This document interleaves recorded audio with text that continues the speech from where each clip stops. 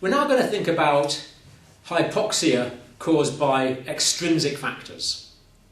Now, it's fairly obvious that if there's not enough oxygen in the air in this room in which I am, I'm not going to be able to get the oxygen into my lungs. So if I was trapped in a very small space and there was no air able to get in and out, then eventually I would develop extrinsic hypoxia. And we get this tragically sometimes. You hear about children shutting themselves in fridges or in small spaces. And they use up all the oxygen in the air, and then of course there's no oxygen to sustain life after that, and you can get tragic accidents. And another cause of extrinsic hypoxia is if the oxygen is replaced by some other gas. For example, carbon dioxide. This used to be a problem in breweries where people were making beer, because carbon dioxide, as you know, is heavier than normal air, so it sinks down into the basements.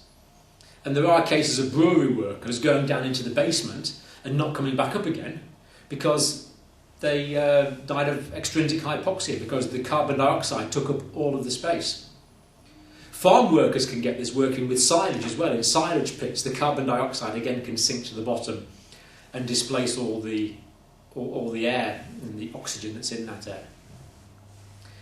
And a classic situation where people can run out of oxygen in the external air is at high altitude. Because as you go up to higher altitude, the partial pressure of oxygen in the air drops. There is less oxygen molecules in a square foot of air at altitude than there is lower down. And this causes something called acute mountain sickness or altitude mountain sickness, AMS. And there's two forms of this. The first form is called HACE, high altitude cerebral edema, and the second form is called HAPE, high altitude pulmonary edema. And we're using the American system here because in England we spell edema with an O. So high altitude cerebral edema, HACE, and we use the American spelling for this. So, altitude mountain sickness, two forms, high altitude cerebral edema, high altitude pulmonary edema. And this is exactly what it says. Here cerebral edema develops, too much tissue fluid in the cranial cavity, and here pulmonary edema develops, too much fluid in the lungs, tissue fluid forming in the interstitial spaces in the lungs as well as in the alveoli themselves. Now, when there's lack of oxygen to the brain, the capillaries to the brain dilate. There is a cerebrovascular vasodilation. And as the capillaries dilate, the pressure inside the capillaries increases, so more tissue fluid is formed, leading to cerebral edema. Now, the situation is actually the opposite in the lungs. In the lungs, when there's not enough oxygen in the alveoli, the pulmonary arterioles actually constrict to reduce the amount of blood that is sent to that area. Because in health, there's no point sending a lot of blood to an area of alveoli which is not oxygenated. So the hypoxia in the lungs actually causes a reflex, pulmonary, arterial, vasoconstriction. It's the opposite way around to the brain and other tissues.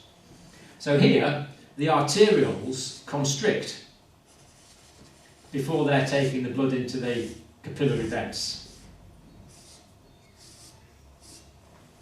And because the arterioles have constricted, that is going to increase the pressure.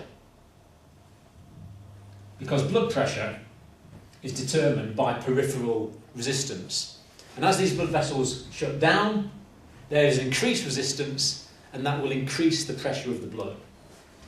So now the blood in the pulmonary capillaries is at increased pressure, and again that will lead to increased formation of tissue fluid. So interestingly, both conditions caused by increased blood pressure in the capillaries, but for different reasons. But the end result is high altitude cerebral edema, the brain becoming edematous, and high altitude pulmonary edema, the lungs becoming edematous. This one causes headaches and confusion, and and eventually coma. This one causes breathing difficulties and eventually respiratory failure. Make no mistake, both of these conditions are life-threatening. And if someone has these high altitude conditions, you have to get them down to lower altitudes as quickly as possible. Over time the body will adapt, more red blood cells will be produced, and more mitochondria will develop inside the cells. So the first two ideas in extrinsic hypoxia, low amounts of oxygen in the atmosphere, altitude mountain sickness, and how the body adapts to that.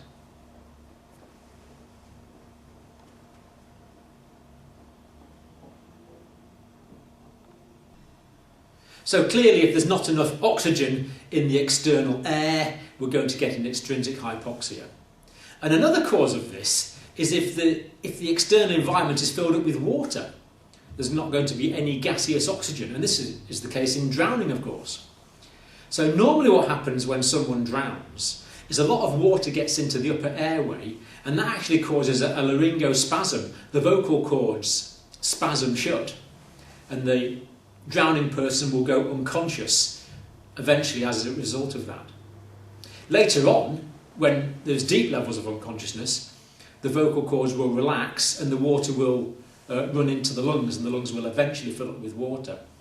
But this is why if you can get a patient out of a drowning situation and resuscitate them, the outlook, the prognosis for that patient is actually quite good, because the initial unconsciousness in most cases is caused by the laryngospasm, not the water going into the lungs. So if you get someone out of water, always try and resuscitate them. Well worth a try. We're now going to talk about hypoventilation as a cause of hypoxia. Hypo, low, ventilation, if for any reason the lungs are not being filled up with air. So normally, of course, the intercostal muscles contract, the chest wall goes up and out, the diaphragm flattens down the way, that increases the volume in the chest, that reduces the pressure, and that means air is sucked in. If this mechanism fails, there's an extrinsic hypoxia as a result of hypoventilation. So let's think about what can cause hypoventilation. Restricted chest and abdominal movements is the first one. Now, everyone knows that we need good chest movements to ventilate the lungs. But of course, when the diaphragm moves down, that displaces the abdomen. So if there's a lot of pressure on the abdomen, if there's very tight clothing, for example, that can restrict the normal movement of the diaphragm, and that will restrict ventilation of the lungs. And you get this after road traffic accidents, if people are squashed in somewhere, if they're squashed between a steering wheel and a seat.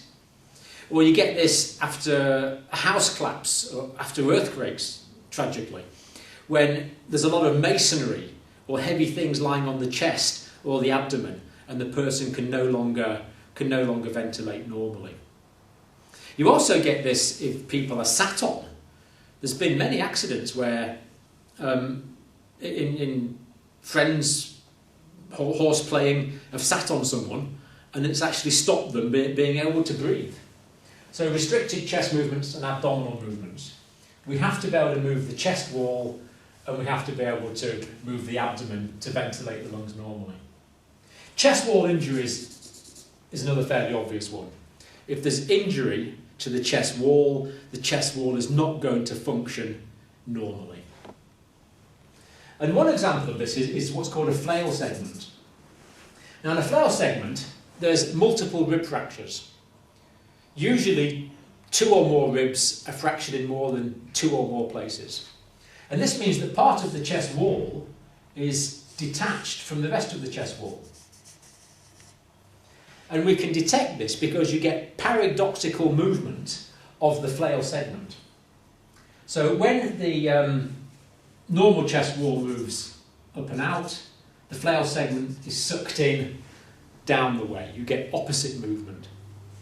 And we need to treat this by positively pressure, by ventilating the patient using positive pressure, so that the flail segment is blown out at the same time as the rest of the chest wall. So flail segment, really quite a significant serious chest wall injury.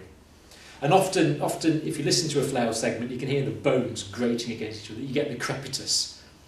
So flail segments are quite nasty injuries. Now, pain is another common cause of hypoventilation. In pleurisy, for example, there is an extreme pain in pleurisy when the patient breathes in. They describe it as like being stabbed in the ribs every time you try and breathe in.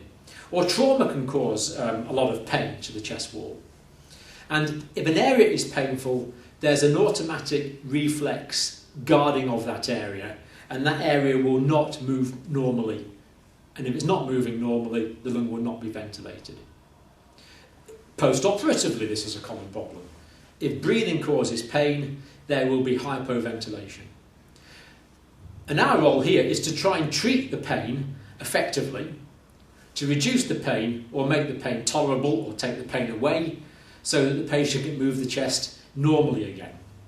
Because ventilating the chest has to take priority in that clinical situation. Opiate overdose is another classic example of a hypoventilation. Opiates will directly depress the respiratory centres in the brainstem. And some patients with opiate overdoses hypoventilate. Others actually stop breathing. It's quite frightening. I've seen patients injected with diamorphine, and sometimes, one patient I've seen just stopped breathing. They just didn't breathe anymore. It's okay as long as you're there because you can ventilate them, and then you can give them the antidote to opiates, which is the antidote to opium, to opiate-type drugs. It's a drug called naloxone. We can give intravenous naloxone to reverse the effects of the opiates. Neuromuscular blockade. Now, in order for the muscles of the diaphragm and the intercostal muscles to contract, there must be a nervous message, and that must go across the neuromuscular junction using acetylcholine. And neuromuscular blockade will block the transmission of the nerve impulse from the nerve to the motor end plate and into the muscle. Anaesthetic drugs do this, for example. So some patients who've had neuromuscular blockade won't be able to breathe. And of course, this means that all of the muscles of the body will be paralysed, but it doesn't affect consciousness. So you've always got to be aware in clinical practice that if a patient is getting neuromuscular drugs, they cannot communicate with you and they cannot breathe, they cannot move, but could be fully conscious. So if patients are receiving neuromuscular blockade, our role is to always make sure they are sedated first, and that sedation is maintained as long as neuromuscular blockade lasts. Because just think how terrifying it would be not be able to breathe, to be paralysed and yet to be conscious. We make sure this doesn't happen to our patients. Myasthenia gravis is a disease of the neuromuscular junction, autoimmune disease that inhibits the normal activity of acetylcholine in the neuromuscular junction. Guillain-Barré syndrome is a post-viral polyneuritis that can affect the respiratory muscles, the intercostal nerves and the diaphragm. The prognosis in Guillain-Barré syndrome is actually quite good, providing you can keep the patient alive and healthy during the acute phase of the illness. And elapid toxicity. Elapids are poisonous snakes. The cobras, the mambas, the coral snakes, sea snakes, and kraits. Kraits are the stripy black and white, orange and black, different stripy snakes. And all of these snakes produce venom which works on the neuromuscular junction. They will stop the transmission of the nerve impulse from the nerve into the muscles. So actually, if someone's bitten by a mamba or a cobra, the cause of death is likely primarily to be hypoventilation, leading to extrinsic hypoxia. And sometimes, if you can keep these patients breathing until you can get them to a facility where there is anti-venom, antitoxins available, you might be able to keep these patients alive until they can be properly medically treated. So quite a few causes there of extrinsic hypoxia, all caused by hypoventilation, a failure in the physical movement of the chest wall and diaphragm.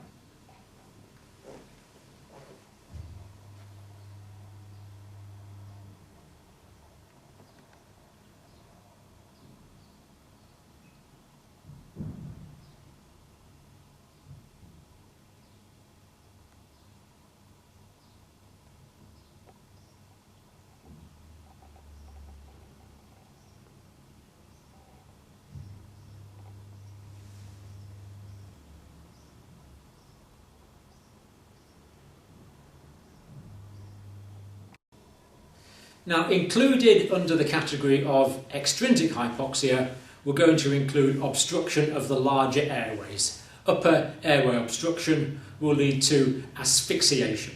The patient will asphyxiate because there's only one way, once you get to the back of the mouth, that the air can get down, and that's down through the main airways, the pharynx, the larynx, the trachea. And one obvious cause of obstruction of the upper airway is unconsciousness. Now, if you put your chin down on your chest, you can still breathe in. But the reason you can do that is because you're conscious, and you might not realise it, but you are voluntarily keeping the muscles, contracting the muscles at the back of your mouth and your pharynx to keep the airway open. You are keeping the tongue pulled forward in your mouth. But with an unconscious patient, if the head is down, then the airway will automatically close off for these anatomical reasons, and the patient won't be able to breathe. So all it needs is someone to go unconscious with the head in a slumped down position, and that can cause a complete upper airway obstruction, and the patient can die from that. That's why we want to open the neck, extend the neck in unconscious patients into the, I call it the sniffing the morning air position, to open the airways up. Unless, of course, you think there might be damage to the cervical spine after trauma, in which case you'll have to carry out the jaw thrust manoeuvre. But it's easy to tell if it's working because you can put your ear on the patient's nose, look at the patient's chest, and look, listen and feel to make sure the air is going in and out of the patient's mouth.